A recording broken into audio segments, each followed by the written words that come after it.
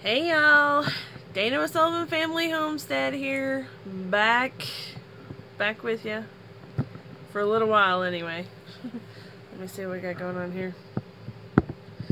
We got wonky camera. There we go.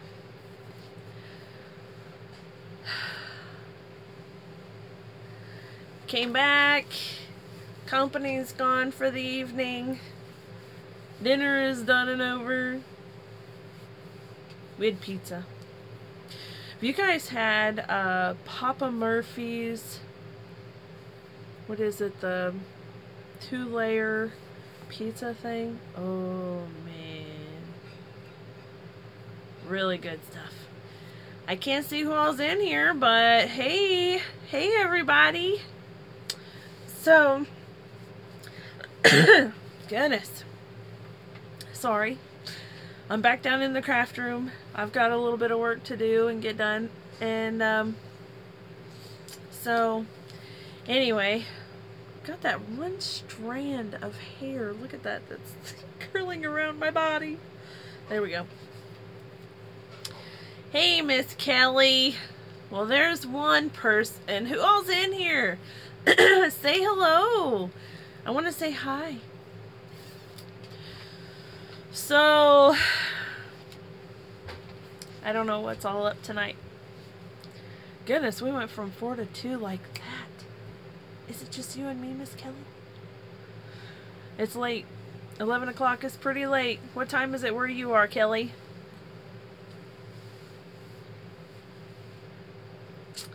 So, I don't suspect I'll be on for too long.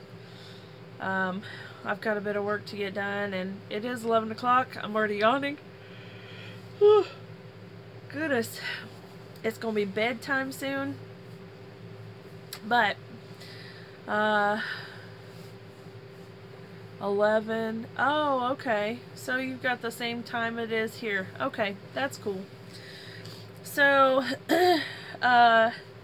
what's new here isn't too much. The county fair is over with, and we ended up with 32 out of 36 entries had gotten ribbons, which is pretty cool. And I've been entering things in the county fair for several years now, and I've gotten several first ribbons and some second ribbons and third and whatnot, and they're wonderful. I'm super excited about them, but I've always wanted to get a best of show ribbon, you know, because the best of show, that's really cool. So anyway, if you guys remember, I was working on this not last Thursday, but Thursday before last when I was doing the live stream. I was working on this paper form right here, and so you can see it's finished, and I got a best of show. I'm so excited. It got a best of show ribbon, which is super cool. So now I have to figure out where I'm going to put it. I have a feeling it's going to sit on one of the shelves in my craft room. Thank you so much. Miss Kelly says, can you pray for my daughter? I just spent a week with her. She's in an abusive relationship. That is really rough. I'm really sorry to hear that, Kelly. We'll make sure that she's on our prayer list. That sort of thing really is a big deal. And I hope that it all works out okay. It's never good. So hopefully she's able to get herself out of it, and surely with a strong mama like she's got, she'll have the support system to be able to get her out of it. So here's hoping and praying, right? So there's some things that we've been thinking about with our homestead. And one of them is our fiber goats, our Angora goats. You guys know that we have 2 Angora goats, Love Bug and Doodles. And hey, Miss Jenny, how's it going? And you know, we've had them for almost a year now. and we've sheared them, and I have their fiber, and I've been processing their fiber, and usually it takes a back burner to whatever other jobs or orders I have going on at the time. So I actually have some Surrey alpaca. I love you too, baby. Good night.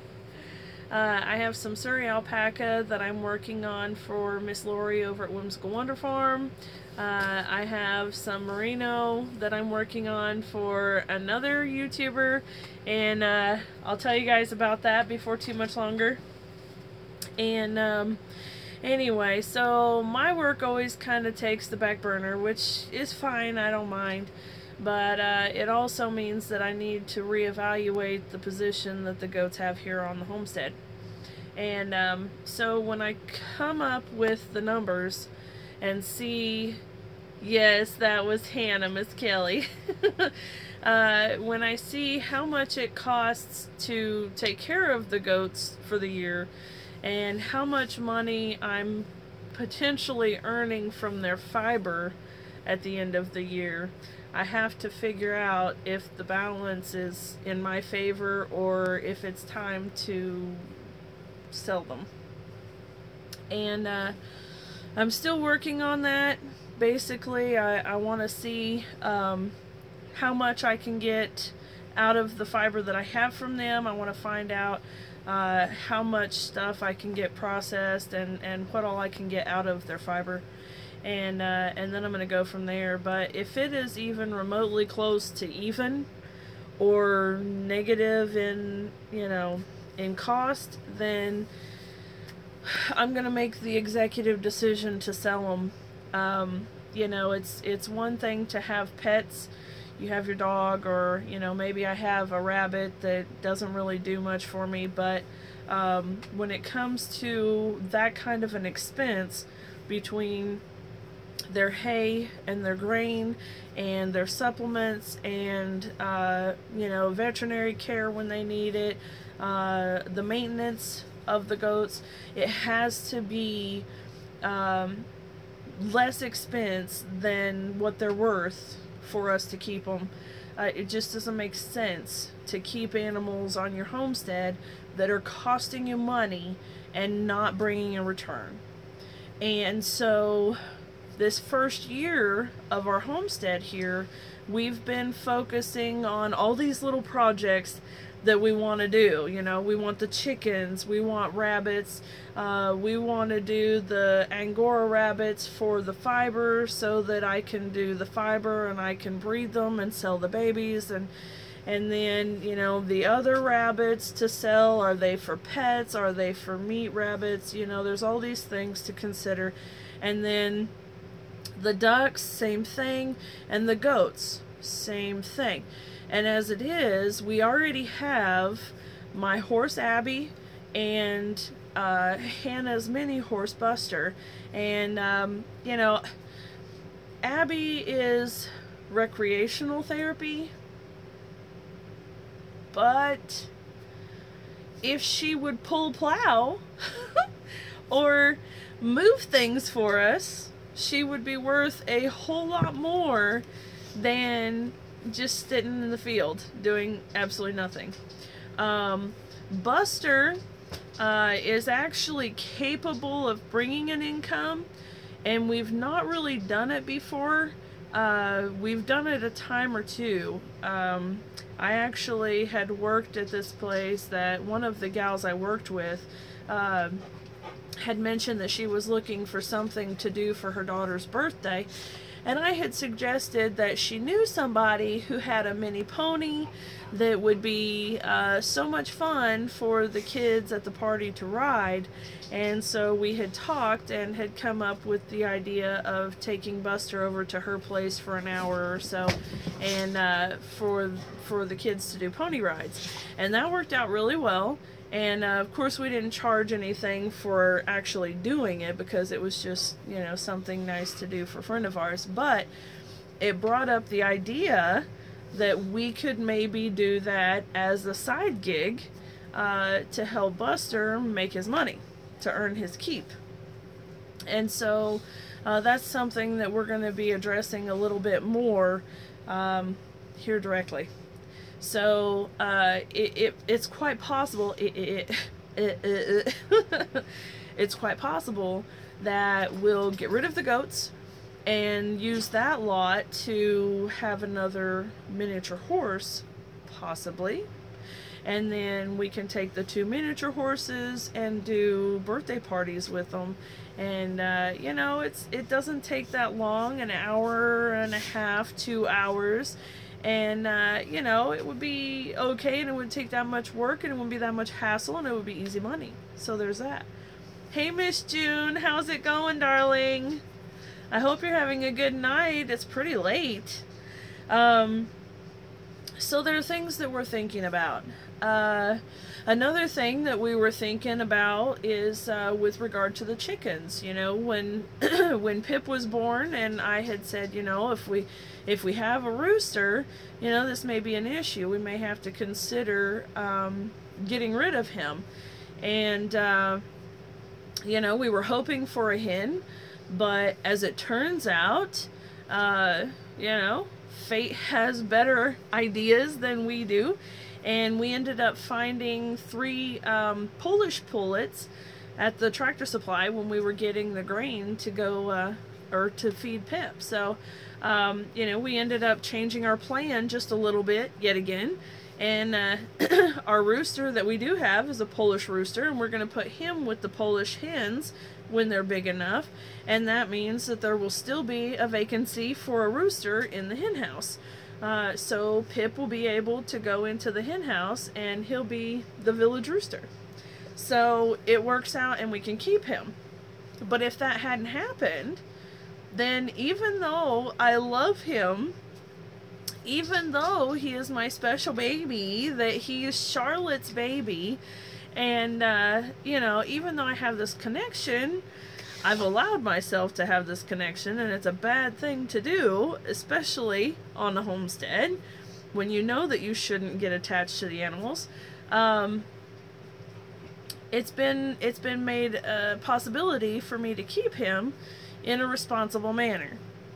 So that being said, we'll be able to keep Pip, which I'm actually excited about. So there's that. But the thing is, we've taken this whole first year to try new things, see if they work, see if they don't. And just because you try something, just because you think that this is the way you're going to do something, doesn't necessarily mean that that's the way it's going to end up. You're always evolving, you're always growing, you're always changing, you're always adapting, so that you're making things better and easier, more efficient, and more smoothly running, right? So, you know, there's all these things to consider. Yes, Miss June, life is always changing. You're absolutely right. Miss Kelly, I did not finish the card, actually, because when I got offline here, we all went upstairs and had dinner, and then our company actually just left a few minutes ago, so I haven't been back down to do anything. But she did leave the card for me to play with, and I did start. I haven't got these glued on yet, but I've got them cut. So this is going to be this part right here, and I don't know, I'm thinking I'm working on putting supplies together for my next one of my next Stampin' Up workshops, and I think I'm going to use this set here. So this is something else that I need to tell you guys about, don't I? So as you guys have seen, my craft room, and it's obvious that I love crafting. I'm really interested in paper crafting. I love scrapbooking, card making, so on and so on. I love all things paper crafting. And so I decided to sign up to be a demonstrator for a company called Stampin' Up, which is quite literally all things that I love about paper crafting. And so I can be excited about it, and I can build cards, and I can build projects like, I'll show you. So let me show you the stamp set again. This is the stamp set, right? And these are two of the things that I did create on my own that I'm going to use as projects for the workshop. So let me show you the goodie bag. So there's that. And then the card to go with it. You see the wood grain texture? It's actually embossed, so it feels like wood grain, and it's colored like wood grain. And it says, "For you." I don't have anything on the inside yet, but I'm thinking that I'm going to put a sheet of white cardstock in here and maybe stamp the little chicken down here in the bottom so that it matches this. So, anyway, what do you guys think about that? If it's good, then I think it's September 12th maybe? 7th, 12th, somewhere in there. I'll have to look and see. I thought maybe I had the date on the classes, but I don't. September 7th, actually. I'll be doing the workshop. And so basically how it works is I have a Facebook Stampin' Up page. It's called Stampin' Chick Stampin' Up. It's on Facebook. And I'd love for y'all to come and check it out and like the page and leave comments and interact with me there. But you'll see my paper crafty stuff. You'll see it on that page. And so I have different events listed. And then people can sign up for the workshops, and we'll have a specific date, like, for example, September 7th. And I'll say it's going to be the Rustic Charm Workshop, because that's what I'm calling this. And this stamp set is called Woodwords. And so I will do these projects with the people who are in that card class or that workshop. And so this is another way for me to make money on the homestead, that I am still able to be here at the house with the animals and taking care of all the things that I need to take care of here, but I'm still able to go out and work and make money. So, you know, that's a plus too. So this is going to be a side gig, part-time job. And so anyway, there's that. And then every other week or so, I'm going to do another workshop. So I have this one coming up. I have one that I'm calling the Survivor Workshop, and it's actually going to be made with the cancer ribbons. There's a stamp set that we have and a die set that that matches with it, and it's got the cancer awareness ribbon and some other little cute doodads like flowers and hearts and things. And so I'll be putting a workshop series together for that, and then that class will be on September 12th. And so I'm adding this on top of all of these other things that I already do. This is going to be something else that I like to do, and it'll be fun. I really enjoy doing it, and it keeps me down here working and being crafty and stuff, so I really like that too. But anyway, so with this card, I already know that this is going to be this part right here. I just haven't decided if I'm going to leave the card white or if I'm going to do the card in one of these other colors or whatever. I don't know. So, but with this one, it's actually a blue card, and it has yellow here and here. So you can see when you open it up, it's still blue, and then it's blue here, and then there's just a strip of yellow here. So it's kind of deceiving as to what color the card actually is. So I'm still deciding how I'm going to do this one. I'm leaving this for tonight. I've got the template made. Done. Yes, I love that. We are fighters and survivors. Miss June says, why not do all ribbons for illnesses? That way you could do one a month or so. I might like to do a different one each time, but I am going to do different colored papers for the different types of cancers. So everybody will be able to pick which color scheme they want, and all of the cards will be able to go with whatever color idea they want. So if they want pink or gold or purple or whatever, whichever of the ribbons they want to make, they'll be able to do the same projects with that color. So I will have the different colors there that day, and they'll be able to do the different ones. So I'm going to start with that, and then I really might end up branching out. We live in a kind of rural area, so I have to keep it as general as possible so that I have more attendees.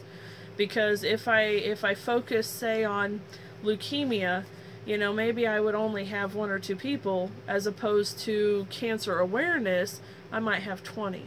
So until I know that I have a more populated interest in that particular color, I'll keep it vague like this, and that way it still covers everything for everybody. So yeah, I think so, June. I think it'll work out that way.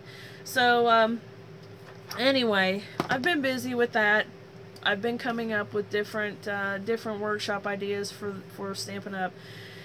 So I've got a holiday, what I'm calling a holiday Stamp a Stack, which will be the first Saturday of November.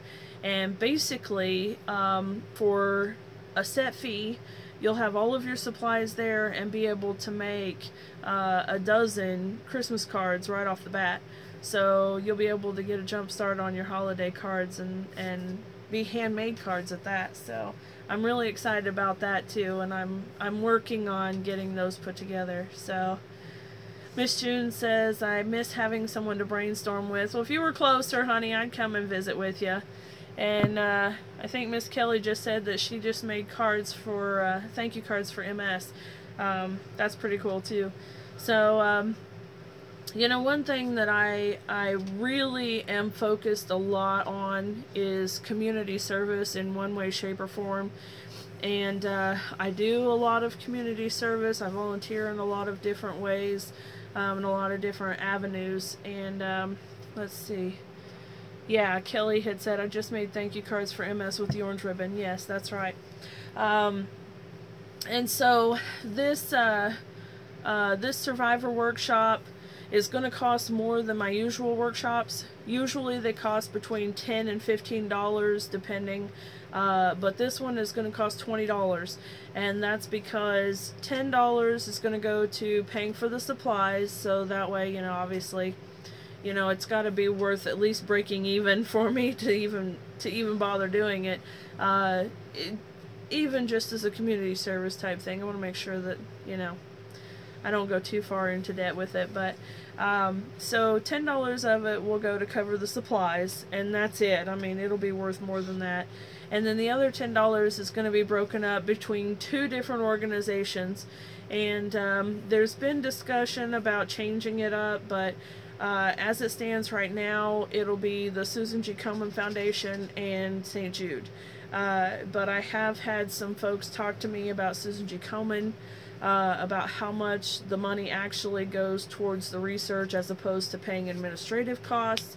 So I'm not sure about that. I'm checking into it to see, because obviously we want our money to go as far as it can possibly go.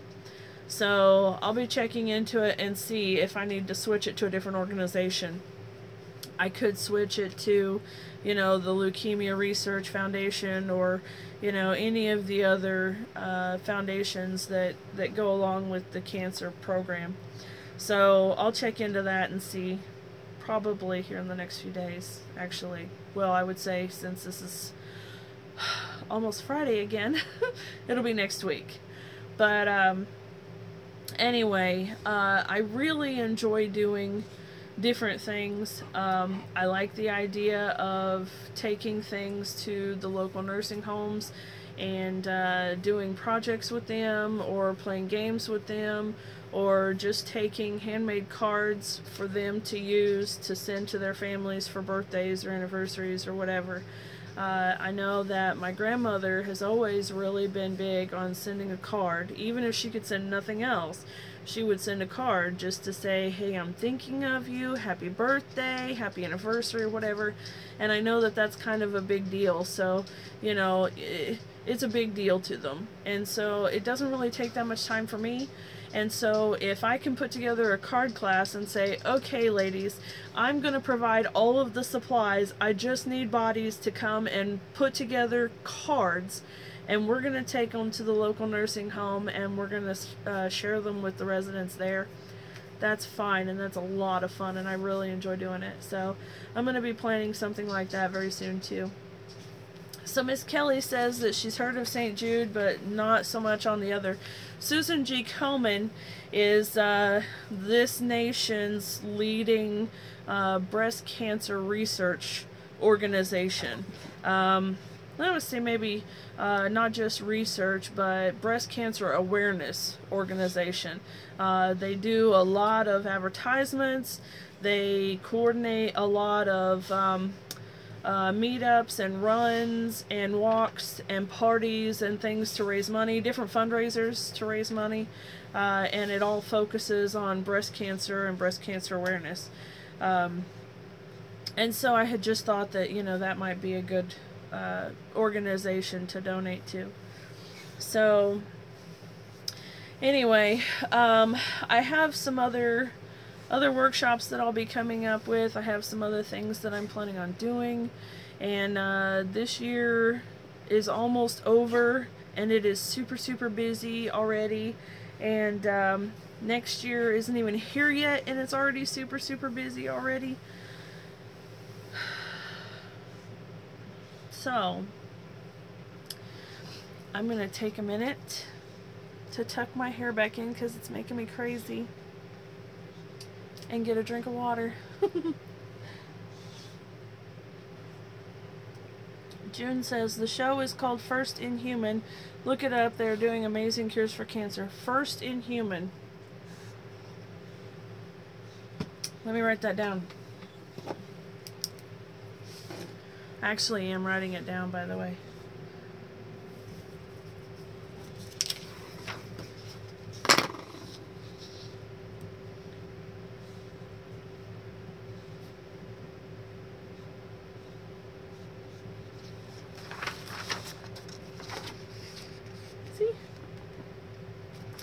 This is my keep my desk clean paper. It lets me doodle and measure and all that sort of thing. June says they might take donations. Hold on, I lost a piece of paper. Alright, here we go. Oh, it was another one of my little tags here. Farmer's Market. So, anyway, Layla, please lay down. Lay down, Mama. The dog is trying to get closer to me, and the tripod legs to the camera aren't letting her, and she's starting to whine. Big baby. Lay down. Lay down. If you feel a bump, it's her. She's laying right under the tripod at this point. Alright. So, let's see. Hey, Melissa. Good deal. Miss Kelly says, we have a young man, wait, Terry Fox, that ran across Canada back in the 80s. He had cancer and lost his life to it. Seems like I heard something about, maybe I heard something about that kind of story.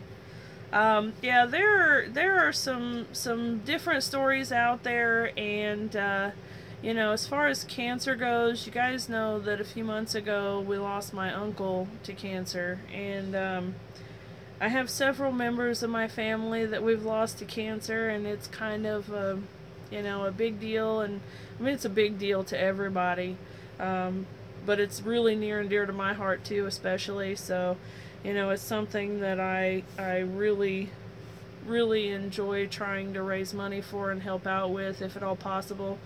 Yeah, Melissa says we lost my aunt a few months ago also. Cancer sucks. Yeah, it really does. In April of 2012, I had organized an event for a foundation called the St. Baldrick's Foundation. Layla. Sorry, guys. And basically, St. Baldrick's big catchphrase is "going bald for the cure." And you guys have seen in some of the videos, my hair is starting to get really long, and I know that Tessie's been on here and she's commented about it, but I keep my hair up, but it's pretty long and heavy. And anyway, gosh, it's really starting to get out of control, actually. But it's really thick and heavy, and so in the summertime especially, I keep it braided or keep it pinned up because holy mackerel, it is hot. But in April of 2012, it was actually quite a bit longer than it is right now, and I had coordinated a shaving event for it for St. Baldrick's Children's Foundation, and we had braided my hair into one big braid, and my best friend back home is a beautician, and she was the one doing all of the hair cutting that day, and we literally just with clippers shaved the hair right off of my head. And that was a really like liberating and intense thing. And you know, it wasn't meant to show off or anything like that. It was honestly and truly doing it to say that I'm with you. You know, you're not alone. You are thought of, you're supported, and, you know, I'm not gonna cry. But it was a big deal. And so we shaved 39.5 inches and almost 7 pounds of hair off of my head that day. And my younger sister shaved her head too, and her hair was actually even longer than mine, just not as heavy. We shaved, what, 41 inches of her hair. And so anyway, there's a video on YouTube, and I forget what it's titled. So I tell you what, I'm gonna post it over on Sullivan Family Homestead Facebook page. I'm gonna post the link to that YouTube video, but basically that YouTube video is of that shaving event, so you guys can see Dana bald-headed. It's a little intense. But we raised several $1,000s that day.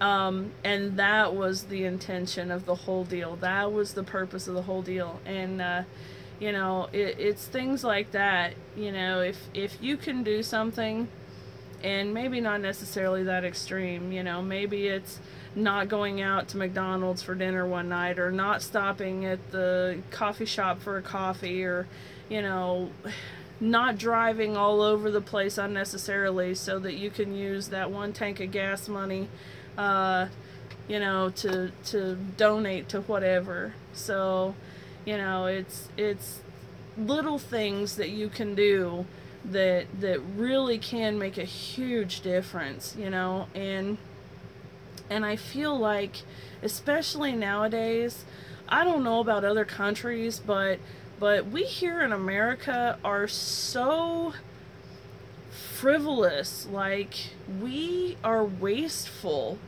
and entitled. And, you know, we have so much. I mean, I look at my craft room and I think, holy mackerel, I have all this stuff, and there are people who don't even know if they're going to eat tonight. You know, like that.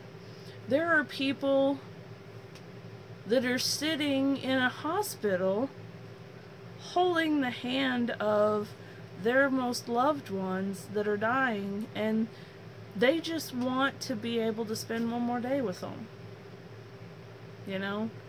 And we worry about having to wait too long in drive-through, or having to sit at the doctor's office too long to get seen for a cold, or whatever, you know. I mean, it's ridiculous when you think about it, you know. It really is. And so, I mean, if there's anything I can ever do, anything ever, I'm gonna do whatever it is you know, because I feel like it's my job. I feel like if we have it, it's our duty to share it, you know, and to do something for somebody else who can't, you know. And I can't remember how that saying goes that I've seen so many times, but something about kindness being doing something for somebody else that you know can't repay you, or something. I don't remember how it goes, but yeah, it's all about that. So anyway, yeah, I could go on and on about that. I really could, y'all. I really could. I get so frustrated. Think about this. You've seen the commercials where they say 30 cents a day or 60 cents a day, whatever it is, that commercial, the cup of coffee, you know, 60 cents a day can feed a person, you know, and you think, if every person in America, just America, if every person in America that was even just above the poverty line gave $1, we would have enough money to feed every single person, I think, in the world who needed food. I can tell you, sitting on my desk, I've got $2 right here, and it's not much, and I don't have a whole lot of money, but I've got $2. If I gave this $2 and all 4 of you gave $1, and it only takes 60 cents, that's $6. So there are 10 people that can eat for a week.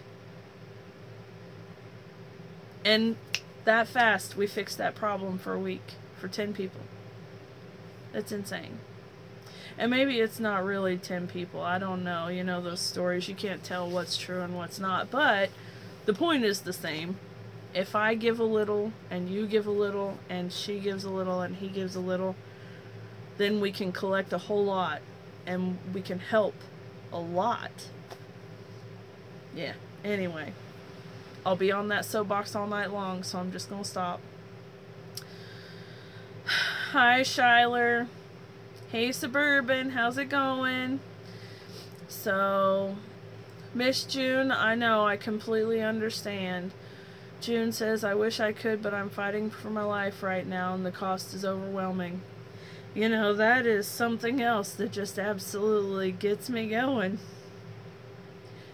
You know, it hasn't been that long ago that people were so irate over the fact that Hobby Lobby doesn't pay for every single birth control that there is out there. That, oh my gosh, you might have to pay for your own stupid birth control.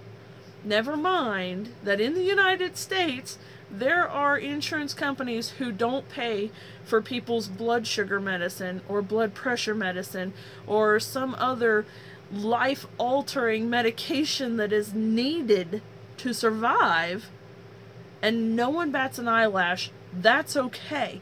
It's okay not to provide those things, but Lord forbid we deny people birth control. Anyway, we're getting on a subject I wasn't going to get on. Hey, Jadon, how's it going? Nice to see you. But yeah, I don't understand. I'm not going to pretend to understand. I'm not going to try to understand. As far as I'm concerned, it is completely inexcusable, and there is no justification whatsoever. None. Absolutely none.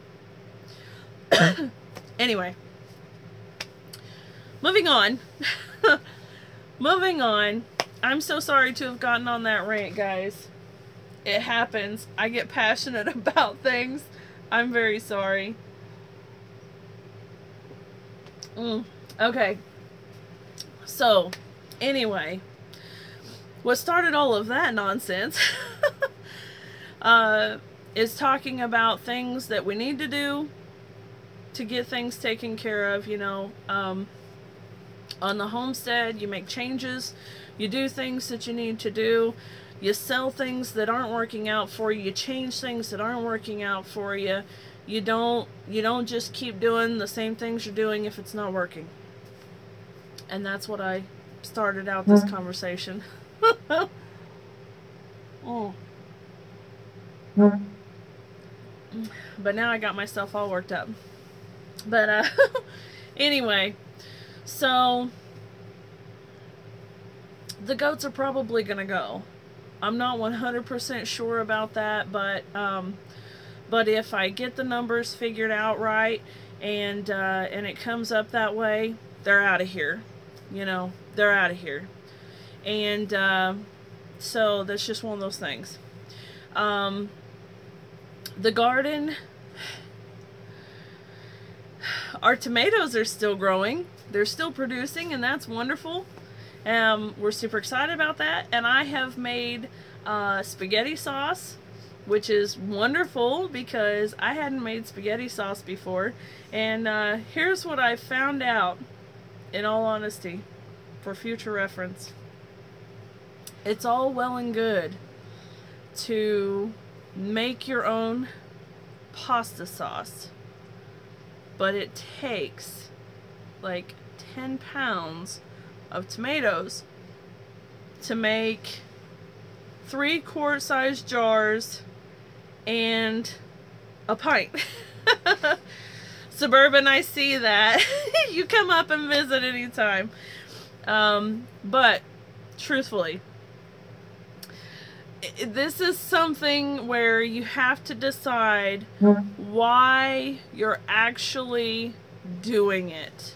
Okay? Because the work of skinning the tomatoes and getting them ready to process and cooking up the sauce and then canning it for that many tomatoes, is it worth the price? Or is it more beneficial to you to sell the tomatoes, 50 cents, $1 a piece, $1.50 if they're big ones, whatever the price is, and buy the pasta sauce? So, I know the reasons why we make the sauce ourselves, okay? The whole concept of knowing what's in your food and no preservatives and no additional chemicals and all of that stuff. I get it. And I agree. I'm just saying it's one of those things that you want to think about, you know, about the price. So, you know, there's that. Suburban says pre-made pasta sauce tastes nasty. Yeah, but I always doctored it up anyways. I'm throwing ground beef in there and stuff, so I don't know. But anyway, you know. Oh, here, hold on. Sorry. I've been missing comments. Wonderful Blessed Life says, I was cleaning out the garage today looking for yard sale things and found 5 boxes of canning jars I didn't even know was in there. That is awesome. And the comments are gone again. There we go. June says, good thought. Sell the toms if you don't have enough. Yep, you're absolutely right. Jatan says, sell and buy the 99-cent jar. Yes, absolutely. So, you know, that's... There we go. Anyway, you know, it's just one of those random thoughts I was thinking about as I was, you know, getting tomatoes splattered all over me. So, Wonderful Blessed Life says, I always add garlic, onion, and zucchini pureed to my pasta sauce and a little sugar. That sounds really good, actually. But anyway, I was just thinking about that sort of thing, you know, as I was going through the trouble of peeling and pureeing. And I don't have a food processor, of course, that makes it a little different. If you have a food processor, then you don't even have to peel it, right? You can just toss them in there and then there you go. So that makes it easier. But we do have tomatoes pretty much coming out of our ears, and so we've been giving them away, we've been selling them, we've been canning them up. Hannah has been eating all of the cherry tomatoes. One thing I know for sure is that we are definitely going to have more cherry tomato plants next year if I intend on doing anything at all with them. So one of the reasons why we entered some of our vegetables into the county fair, and this is something that I have talked with a couple of my friends about, because they say, well, you know, I don't really care about the money or the ribbons. You don't really get that much money when you enter in the fair or whatever. And that's true. However, if I have won a blue ribbon for my cherry tomatoes, and I am sitting at the farmer's market next year with my cherry tomatoes, and Joe is sitting 2 booths down from me with cherry tomatoes, which one are you gonna buy from? The one that has the basket of tomatoes, or the one that has the basket of tomatoes with the blue ribbon that says award-winning tomatoes? I mean, it's just a thought, you know? Yes, with the ribbon, that's a way of saying your product is better because you earned a ribbon, right? Whether it's true or not doesn't even really matter, does it? People don't care about that. They care about the hype. So I don't want to say that you want to sell your stuff by hype. Obviously, the tomatoes were good in order to earn the ribbon in the first place. But yeah, the ribbon helps. And so my friend Michaela is making and selling candles now, which, by the way, I'm gonna post a link to her page on our Sullivan Family Homestead page too, because her candles are amazing. They're amazing. They last a long time. They burn really good. They smell up the whole house. It's amazing. Anyway, we discussed this the other day about her putting her candles in the fair next year, because then she's able to advertise her candles, to market her candles as award-winning candles. See? So there's a method to the madness. It's not just about saying, oh, look, I got a ribbon. I can say, you want to come to my workshops because I'm an award-winning paper crafter, right? So that's the point. That's the point of the ribbons. It's not just to show off and say, oh, looky, I got another ribbon. I don't care about that. But if I am to stand out from all of the other paper crafters that there are, and there are a lot of Stampin' Up! Demonstrators around, right? There really are. Even in Podunk, Tennessee, there are a lot of Stampin' Up! Demonstrators around, but I've earned awards for it. You know? I've got ribbons to show that I know what I'm doing, basically. So if you're going to pay the same price for a workshop, aren't you rather to do the workshop with someone who's an award-winning paper crafter? So anyway, that's the point of the fairs. That's why you hear me talk about them. That's why you'll hear me talk about them every single year, because I want to be able to say our cucumber won best in its category. That cucumber was huge. It won. The cherry tomatoes won. You know what I mean? Jams and jellies. That, last year I got second place for my Madagascar vanilla pear jam. This year I entered 2 jams, a blackberry and a blueberry, and I was so excited about them because they looked amazing, they tasted amazing. I was seriously excited about it. They didn't even place. In fact, gosh, what happened? Why did they not even place? Well, there was a note on the back of the entry slip. On this thing right here, there was a note on the back of the card, and I kid you not, folks, said, not a jelly jar. because I had put my jams in those 8-ounce square squatty jelly jars, because these folks are still in 1950 when you had to have the quilted 8-ounce half-pint tall jelly jars. That because my jams were not in those jars, they were disqualified right off the bat. They didn't look at the texture, they didn't look at the color, they didn't look at anything else. That's why they didn't place at all. I mean, maybe they wouldn't have anyways. Maybe the other entries were just that good, and it's possible. I'm not saying that. But that's why they didn't even get thought of. So, I mean, it's really a particular thing.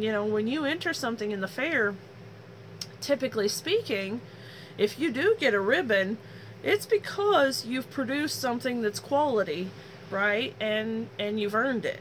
And so to be able to say that my jams are award-winning jams, I can sell them at the farmer's market and have the ribbons there to show they're award-winning jams, and hopefully make some more money that way.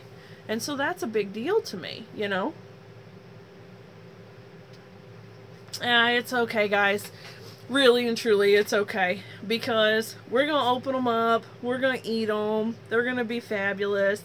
Next year, I'll go ahead and make some more, since they weren't even considered, since they were disqualified. I can go ahead and make new batches and enter them next year, and that's what I'm going to do. So, and I'll just make sure that I put them in the stupid little quilted jars. It's okay.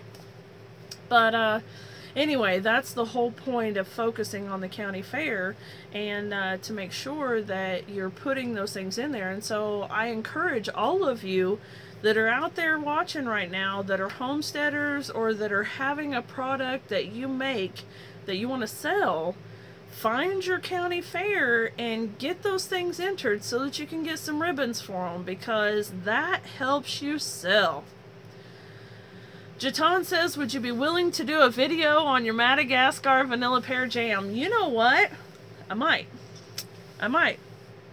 Our pears are coming in, and so if we get a good harvest, I'll tell you what, even if we don't, how about you keep me on that, Jatan? If I haven't done it, give me until after the Homestead conference, okay? Because between now and then I have a lot to do. So make sure after the conference, remind me, say, hey, do that jam. Yeah, we'll do it. So anyway, that's why it's important, y'all. I'm gonna stress it. That's why it's important. But Jatan, are you going to the conference, by the way? Where are you at? I know I probably should know this, but how many of you guys are going to the conference? Are y'all going? Anybody else besides me? Anybody? I know Melissa wants to go, but since she's on the other side of the whole world almost, I guess she's probably not going. I have a hair right here or something. You ever get those hairs on your collar? There it is. And then it just tickles your neck for a while. Oh, that's right. Jatan, you just said something about Texas, too. Oh, podunk, yeah. No, I'm actually from Oklahoma originally, so I don't know. I assume that they say podunk here, too, but I definitely brought that from back home. But, anyway, so what's new on the Homestead is that we're reevaluating and doing I don't want to say an end of the year, because it's not end of the year yet, but we will be doing evaluations on everything that we've done this year, and we'll see if we can't mainstream things a little better, and or not mainstream, streamline. That's what I'm trying to say. We'll streamline things a little bit better. Ultimately, every time we come up with something new, every time that we put a new what am I trying to say? It's getting late, folks. A new plan into action or a new routine into play, we think about, is this something that we can do when we're 60 or when we're 70 or maybe 80? You know, basically when we're older. How long are we going to be able to keep things up the way that they are? And if the answer is 10 years, that's not long enough. Unfortunately, we're not that young or that old. So, you know, we need something more sustainable than 10 years. We're looking at, you know, 30, 40 years. Okay, so if it's something that we can't do for longer than 10 years, we got to come up with a new plan. So, like with the chickens, we're starting to get that figured out pretty well. You guys have seen the big blue trash barrel that we turned into a feeder. That thing holds, what does it hold? It holds 100 pounds of feed. It holds 50 pounds of grain. The crumble is what we use, layer crumble, and 50 pounds of the scratch mix, and a little bit of grit in there mixed up with it. So it holds 100 pounds of feed, basically. And that will keep the chickens going for 2 weeks. So, and then when we get a new batch in, Matthew has it in the back of the truck. He drives the truck over to the chicken coop. And so he has to move the bags from right outside the coop to right inside the coop and dump and mix them into the barrel. And that's something that we can do now. That's something that we'll probably be doing 10 and 20 and probably 30 years from now. It's something that we can do and we can sustain. It doesn't take that long. We have a lot of chickens, Jatan.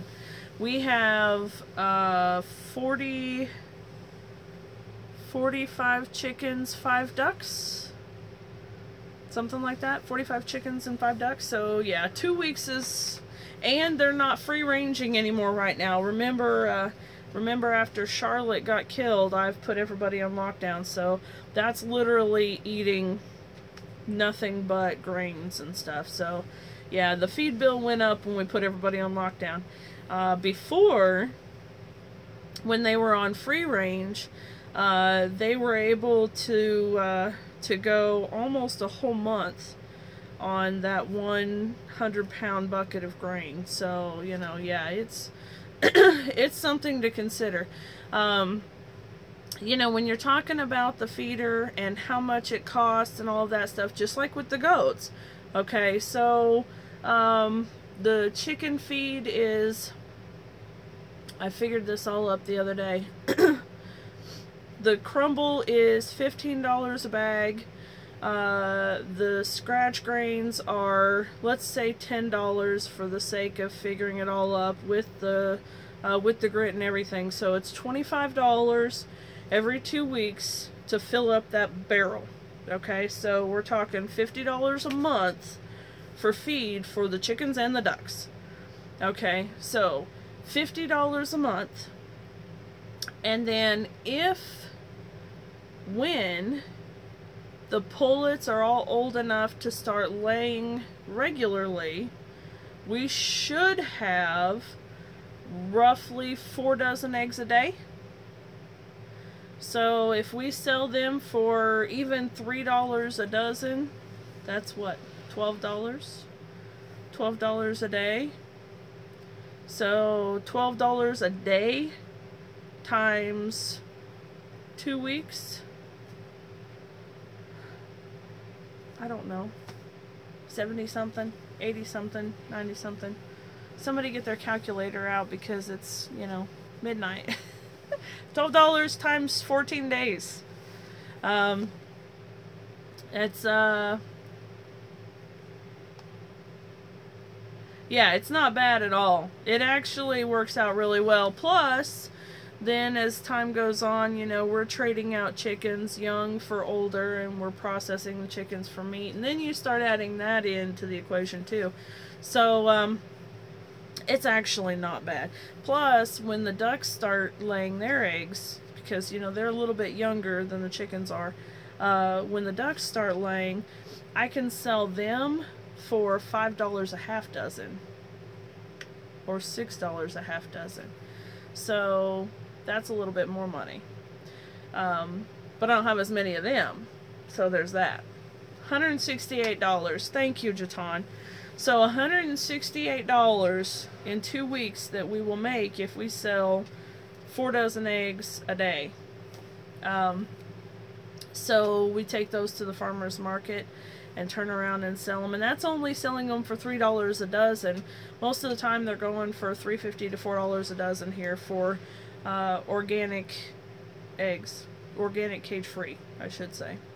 So you think about those things, you got to factor those things in. So the chickens are good. We're in a place where the chickens are easy to maintain, they're easy to keep up with, and they foot their own bill. So there's that. If we get Buster started doing the little birthday party kitty rides, he could easily make his own money back. He goes through one 50-pound bag of grain, basically one 50-pound bag of grain a month. 3 weeks to a month, something like that. And his grain is $10. Plus hay, you have to add that. So, you know, he's bringing in, or he's costing us, you know, $10 worth of grain a month, and let's say probably $15. Let's say he's costing us $30 for the whole month in feed.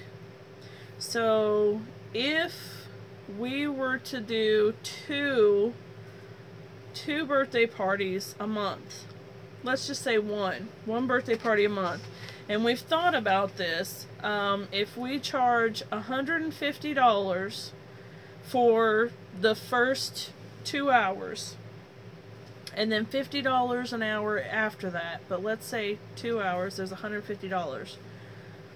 If he's only cost us $30 for the month, one party pays for him for 5 months, right? So those are the things that we're thinking about. If we're able to maintain the routine, if it's streamlined enough to be simple, easy, and effective, so that when we're older we can still maintain, because obviously at 30 something it's not so bad. Obviously we can go out there, you know. So yes, Miss June, including gas is most definitely an expense to think about. And also the occasional, yes, the farrier, which we do his trimming, his foot trimming ourselves. But yeah, if there's any vet bills or whatever, getting his teeth floated, things like that, that stuff all has to be counted.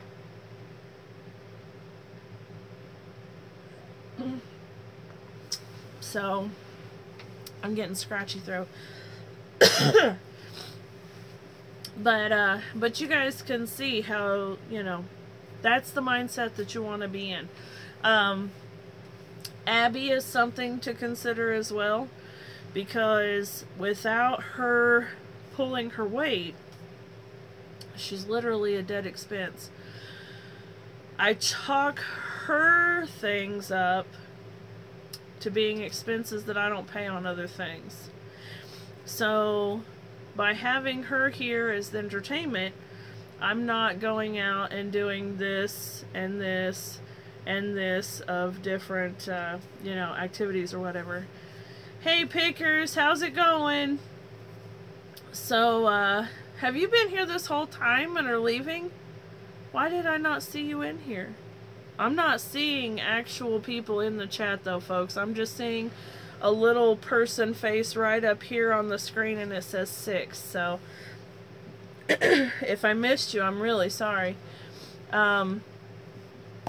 See you later, Miss Kelly. Thank you so much for stopping by. But anyway, those are the things that you want to think about. And, you know, we've talked about getting a dairy goat And that's also something that we have to think about with regard to whether or not we're going to keep the fiber goats, because with the fiber goats here, I can get just one dairy goat.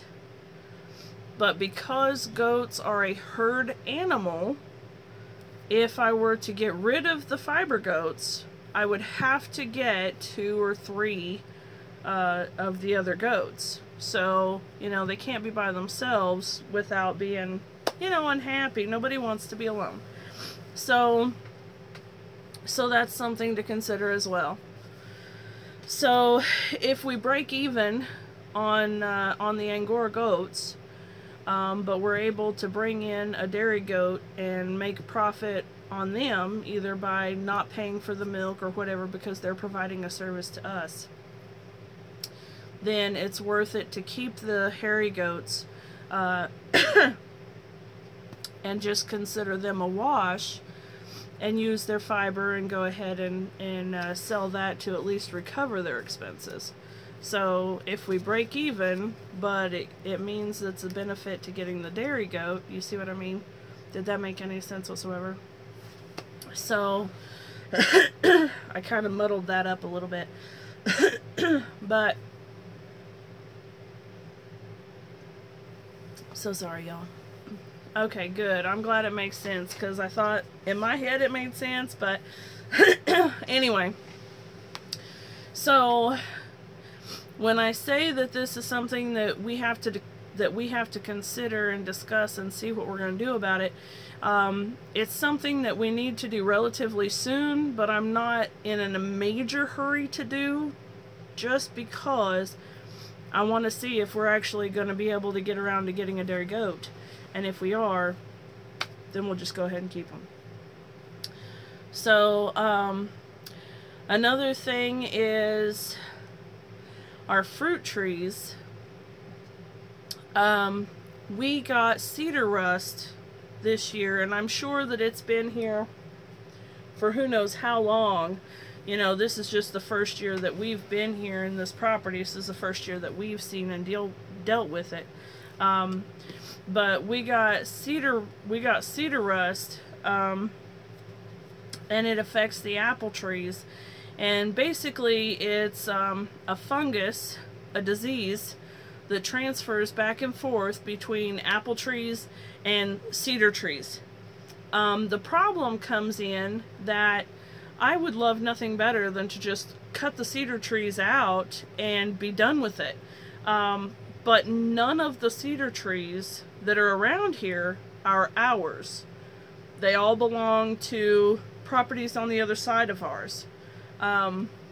So we can't just cut them down. So we are actually going to have to consider using a chemical method to stop the fungus from spreading back to the cedar trees. Because basically it travels from the cedars to the apples in the fall, and then from the apples to the cedars in the spring. And so, as much as I want my garden to be organic, and I want so badly for the fruit trees to be organic, we are possibly going to have to consider doing a chemical treatment on the apple trees to stop the rust from bouncing back and forth.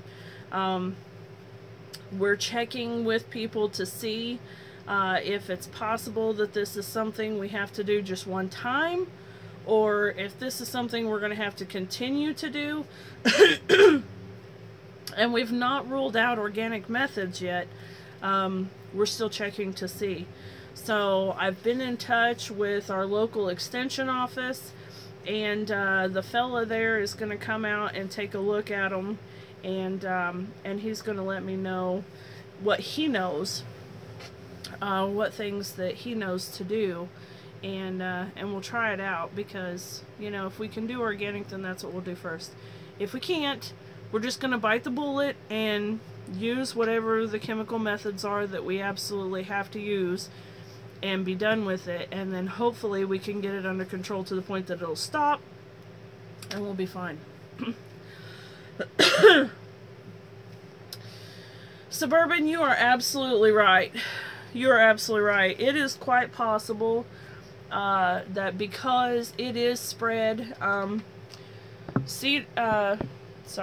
Suburban says East Tennessee is covered in cedar trees.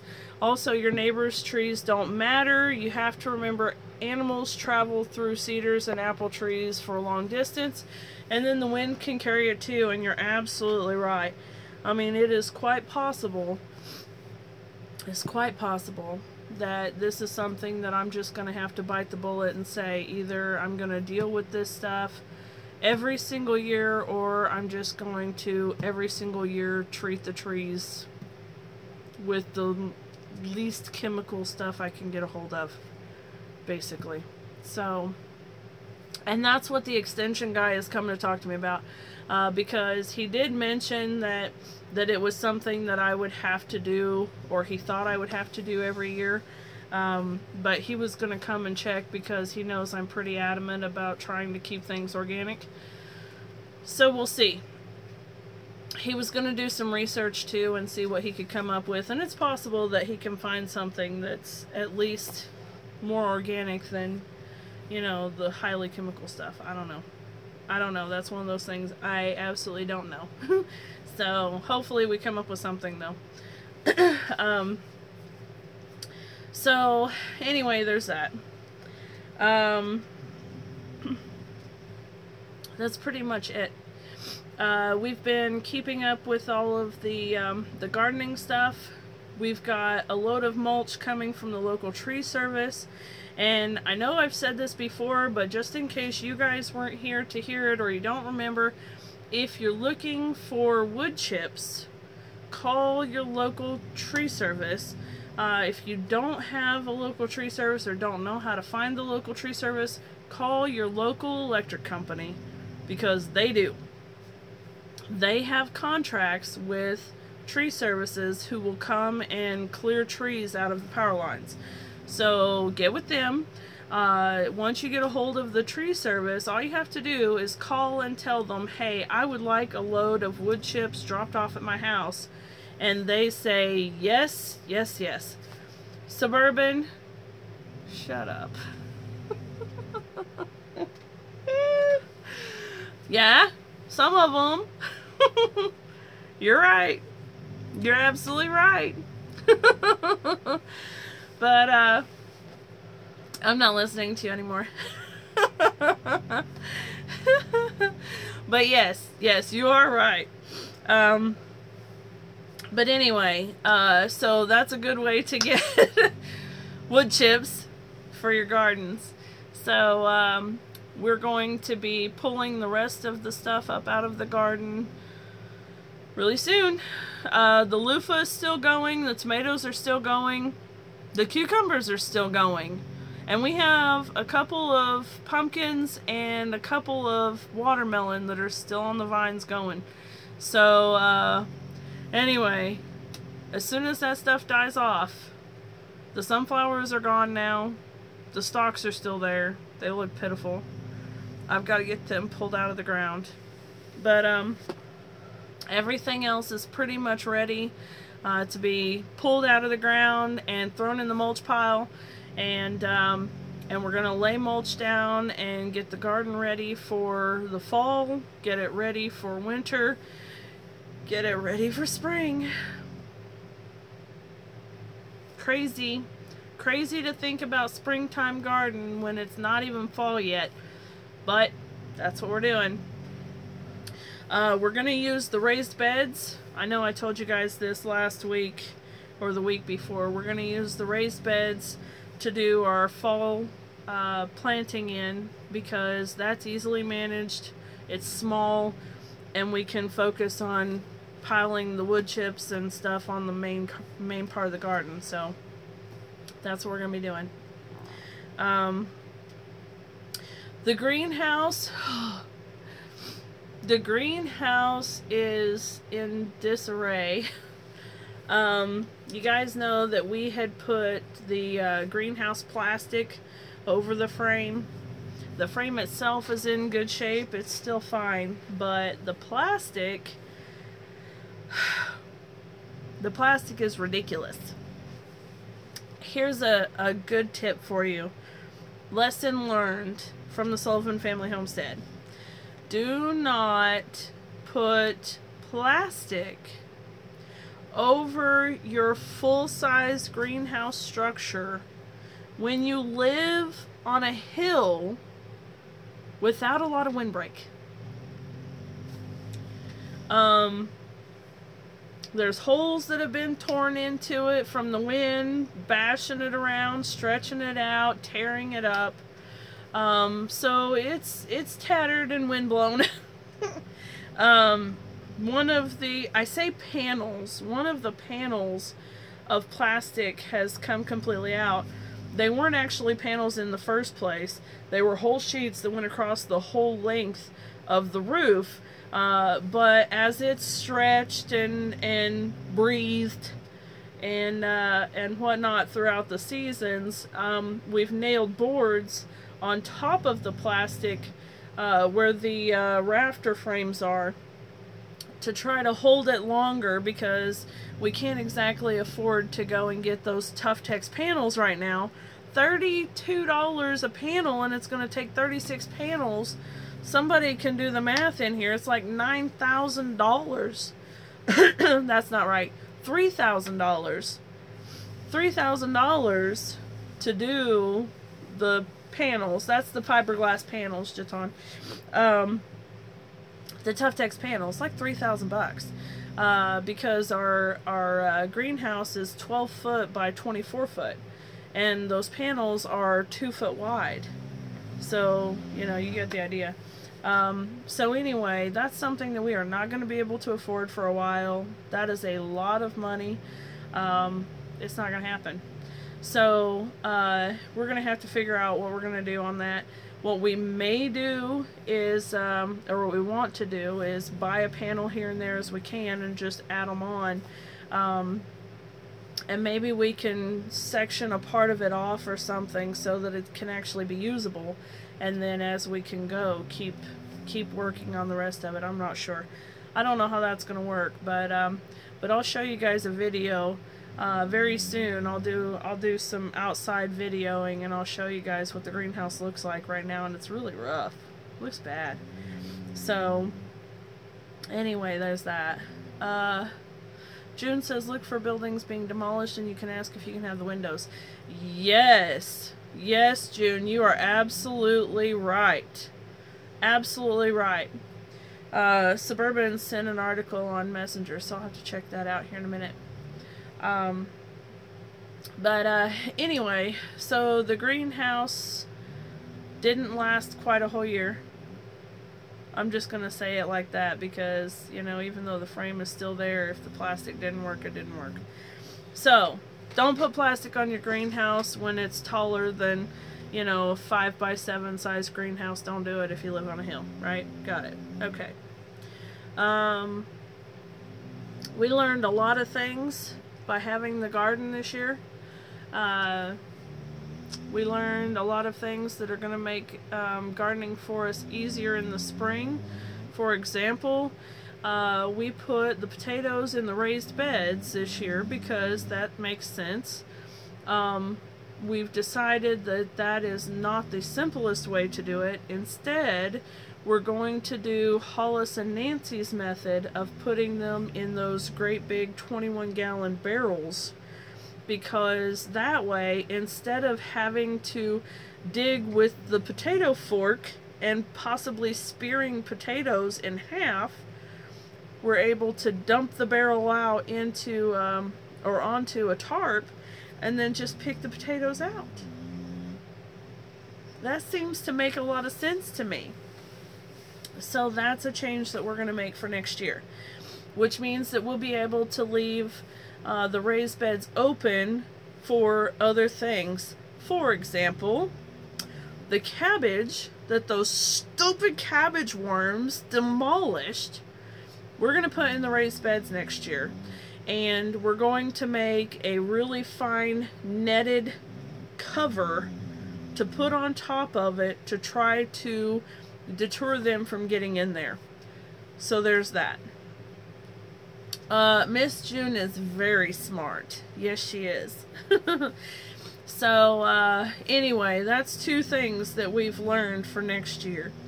Another thing that I learned, that I knew, but I got excited in the whole cleaning up the garden after harvest thing. If you're using corn stalks and sunflowers as shade for cucumbers, don't pull the corn stalks out before the cucumbers are done doing their business. Because they started to struggle. That was dumb. I didn't even think about it. I was all like, oh, we've harvested the corn, we can pull the stalks out of there. And then as soon as I threw the stalks in the compost, went, oh no! I was supposed to leave them in there for shade. So there's that.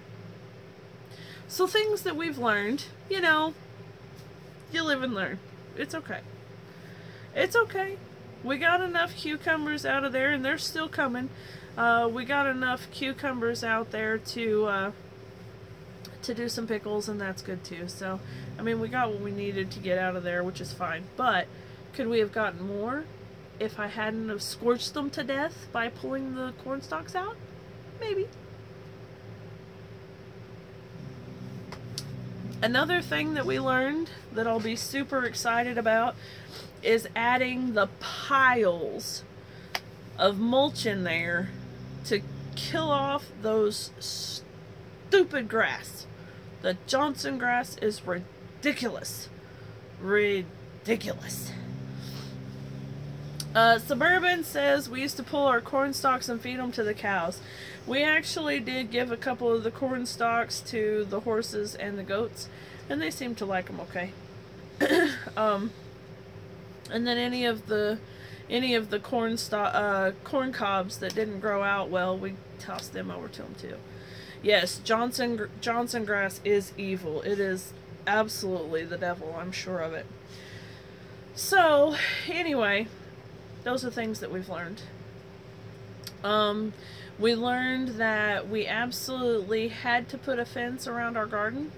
Not because we've seen deer out here, because the coyotes and the dogs keep them away, but those cute little furry rabbits that you think are so sweet in your yard will mow down an entire head of lettuce in one sitting overnight. And so you'll come out the next day and go, where's my lettuce? It was just here yesterday. Jerks. They don't share very well. And I don't want to share with them when they're being freeloaders. So there's that. So we had used the black mesh, I don't know what it's called, deer and rodent fencing or whatever. I don't know. Not deer. Maybe it's just small animal fencing. I don't know what it is. But anyway, it works really good. However, if you're going to use it, I strongly recommend having a 2x6 frame around the whole bottom of your garden so that you can attach the mesh to, so that when you're trying to weed eat, the weed eater doesn't snag up in the fence when it started sagging. That's something else we learned as we pulled out half a panel of the fencing because it got tangled up in the weed eater. So there's that.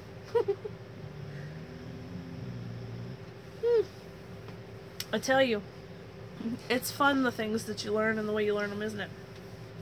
So, yes, there's that. Anyway, there are a few things that marigolds. That's the next thing I've learned.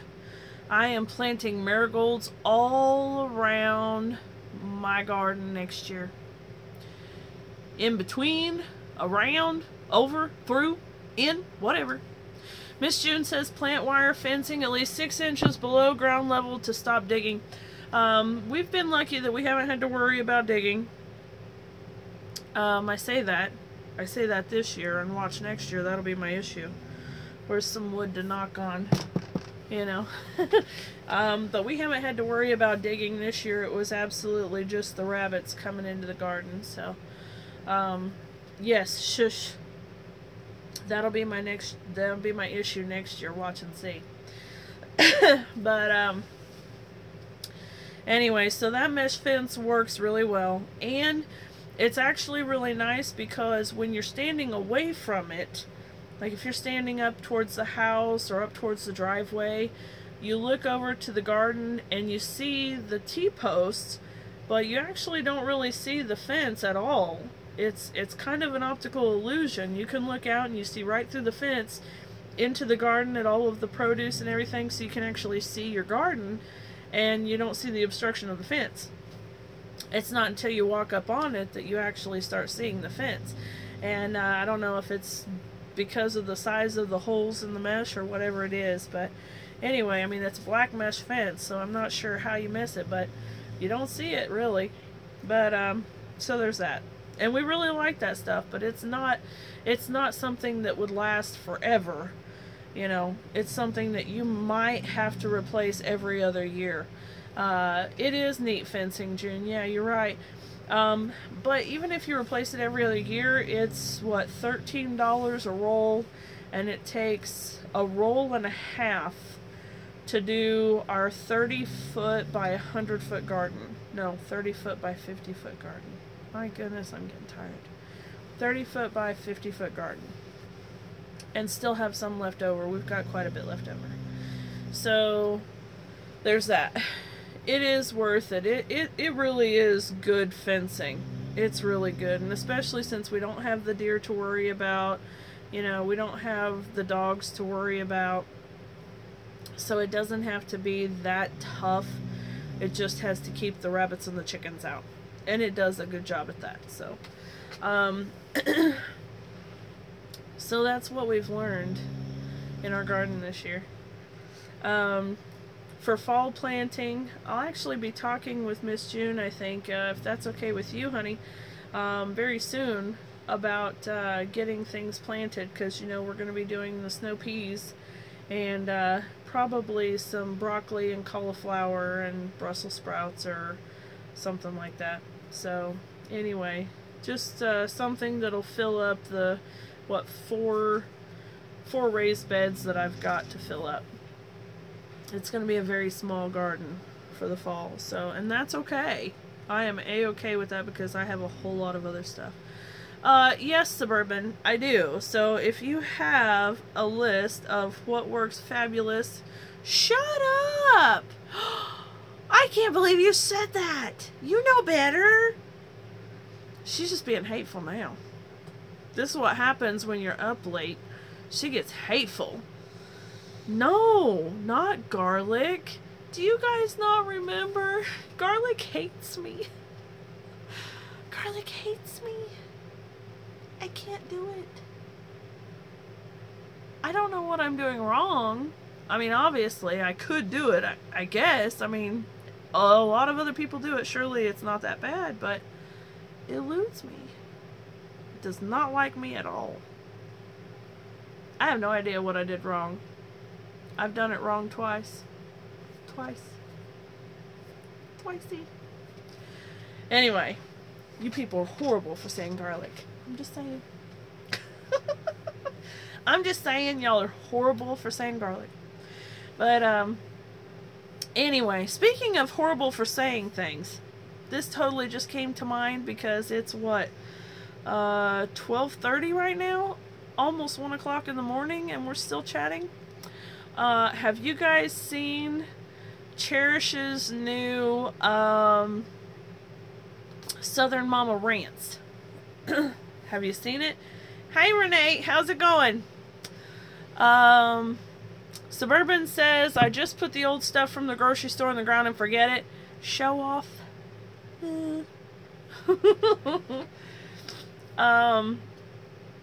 No collards or turnip greens.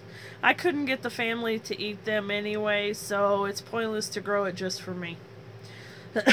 But, anyway, Yes, have you guys seen that? So, Cherish has done a couple of videos. One of them is on yoga pants. The other one is on bad driving. Another one is on the eclipse. That's what started this whole thing out. She did a funny little clip from Snapchat on the eclipse, and Doug and Stacy and Amy Fuel saw it and told her that she really needed to run with it because she is so funny. She really is funny, y'all. She is. And so, yes, June says, don't get me started on yoga pants. So, anyway, she started a new Facebook page called Southern Mama Rants, and it is awesome. It is fabulous. I can't wait to see the next one. So, you know, it's really, really fun. You guys are going to have to go check it out. It's awesome. So, tell her we talked about it and give her some ideas of things to talk about. Something that you think should be addressed. Anyway, I think that's pretty much it, y'all. We've been on here for an hour and a half, and this is probably my longest YouTube chat so far. I want to talk real quick about the Homestead Conference. It's October 14th. It's coming up so fast. It's coming up fast. We got in our sign. We are now so official. We've got a sign. We got on Vistaprint and ordered some supplies, and so we have a couple of ink pens. So if you're going to the conference and you're hearing me say that we have ink pens, I expect that you're going to come over to our booth and say, hey, I want one of those ink pens that Dana talked about, and you will get an ink pen. Woo-hoo! But I'm going to be doing yarn spinning demonstrations off and on throughout the day. We'll have some things for sale in our booth. We're going to have some hand spun yarn. We're going to have some crocheted items, maybe some woven items, maybe some paper crafted items. Trying to keep it homesteadish and not necessarily just, you know, craft fair. So maybe not the paper crafted stuff, but definitely the yarn, definitely the crochet stuff. Jams and jellies, probably will have bread, and Matthew is going to have his metal and horseshoe works. So if you're going to the conference, make sure you stop by and check it out and say hello, because this is like the biggest thing to go there, is to be able to meet all of you guys that are going to be there, and to be able to put real faces with names, not just pictures for icons and things like that. So if you're going, please stop by our booth and say hello. Suburban says lettuce, greens, potatoes, broccoli, cabbage, English peas, carrots, cauliflower, Brussels sprouts, and garlic. We're definitely doing sugar snap peas. I'm thinking about doing carrots. I'm definitely doing broccoli and cauliflower. Probably doing Brussels sprouts. I'm not sure what else. Oh, Miss June, I wish we could. June says she would give me the biggest hug. I wouldn't be able to breathe. Oh. Whereabouts in Kansas are you? Did I hear that you're in Kansas? Oh, my phone's at 15% battery, so we're going to get shut down soon. Are you in Kansas, Miss June?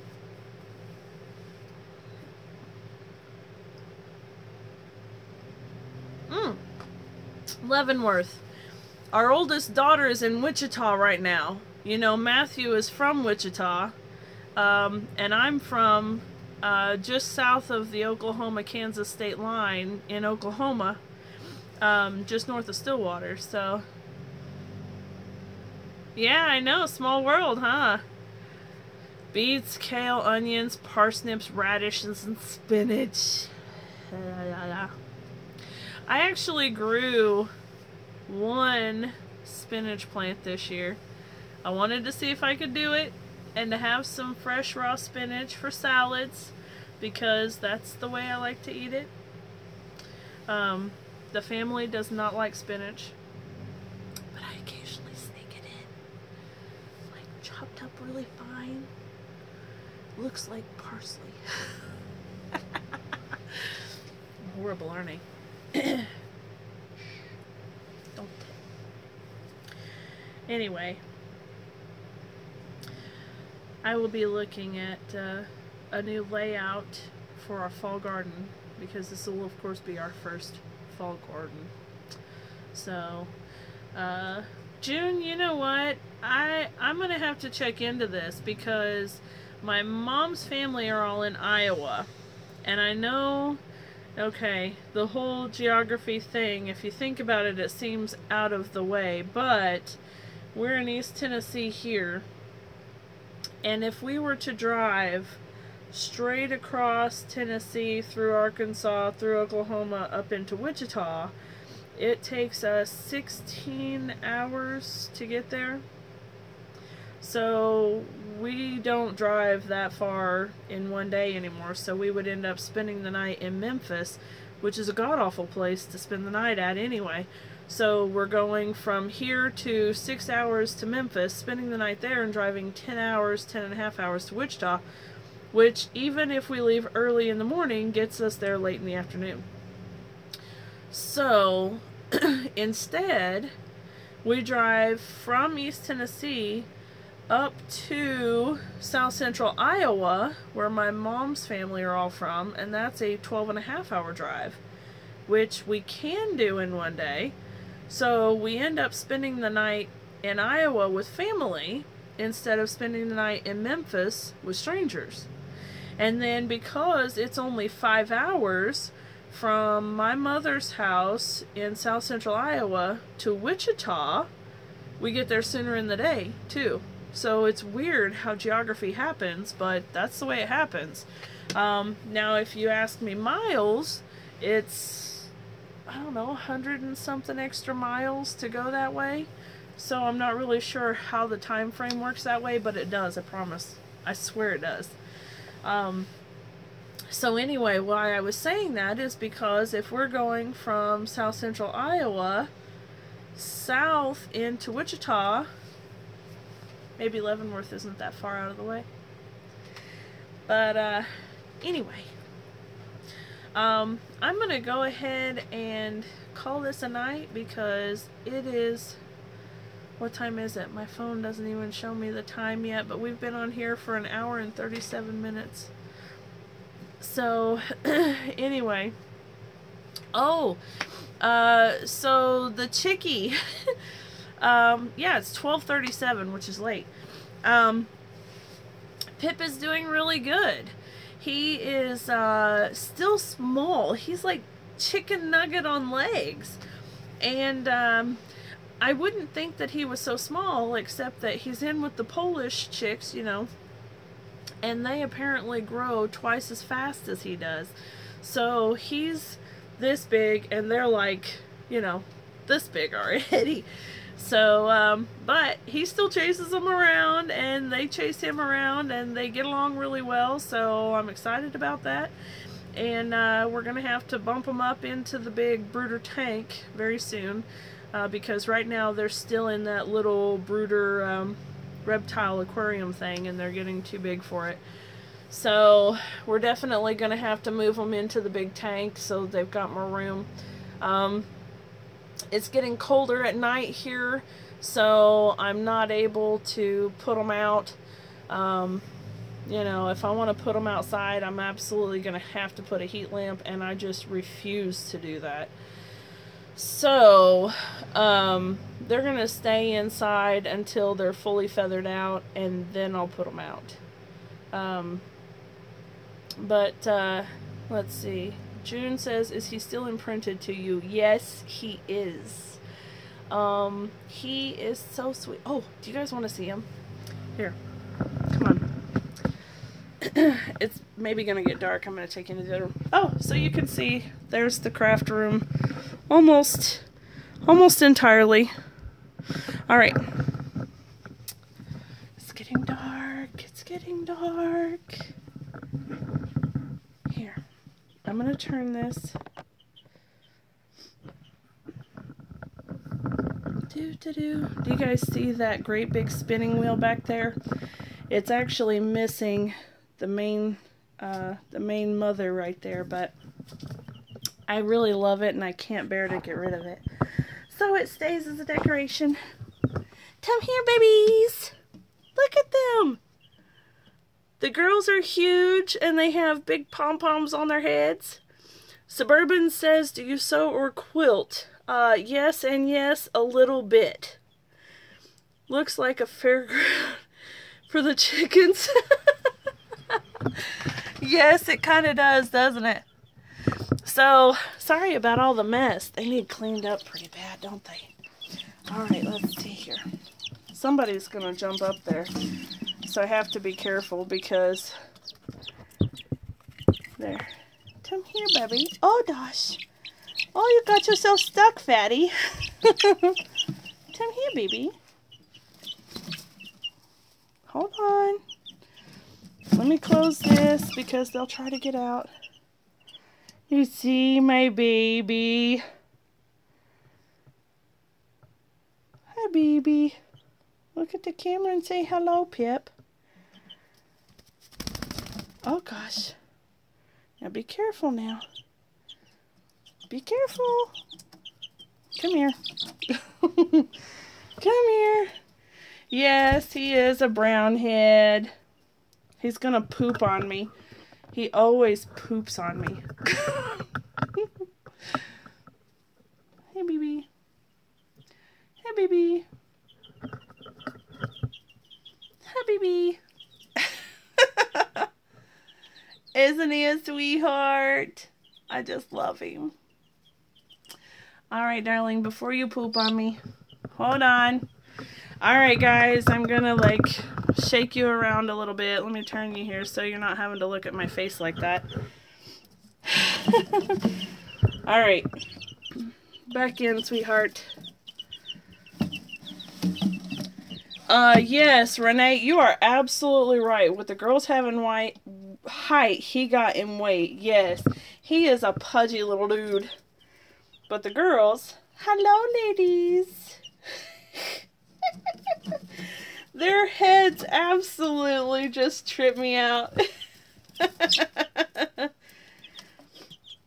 Oh, that's so sweet, June. She says when she used to hatch ducks, the chicks used to rest their beaks between her toes. Oh, that is so sweet. So anyway, as you guys can see, the little brooder tank is definitely getting too small. Definitely getting too small for all of them. So it's time to get them in the big tank. That's funny. You were known as the duck lady. That's cute. So you guys remember the living space there. Yes, Renee, he's good. Alright, let me get back in here. Alright, guys. So, here you go. You want a walk of the room? I love the color of the walls. The walls are green, and I intended to have this color theme of the green, the lime green, the pink, and the white. And I'm getting there. Alright. So, thank you so much, Jaton. I really do too. I'm really fortunate. Okay, so I'm gonna say goodnight, ladies, because, and gentlemen if there is, but I don't see any of you guys talking, because it is almost 1 a.m. So I'm gonna go ahead and say goodnight. Suburban says, I had ducklings that loved me but hated my mother. You know, I could see that. So, alright ladies, thank you so much for hanging out with me this evening. It was absolutely wonderful chatting with y'all. I really appreciate you guys. I'll see y'all next week, and maybe, if I'm lucky, I'll actually get some other kind of content posted this week besides just live chats. I doubt it. I'm going to be really busy until the Homestead conference. So, anyway, I'm hanging in there, and I hope you guys do too. Thank you so much. Have a wonderful night. Bye-bye.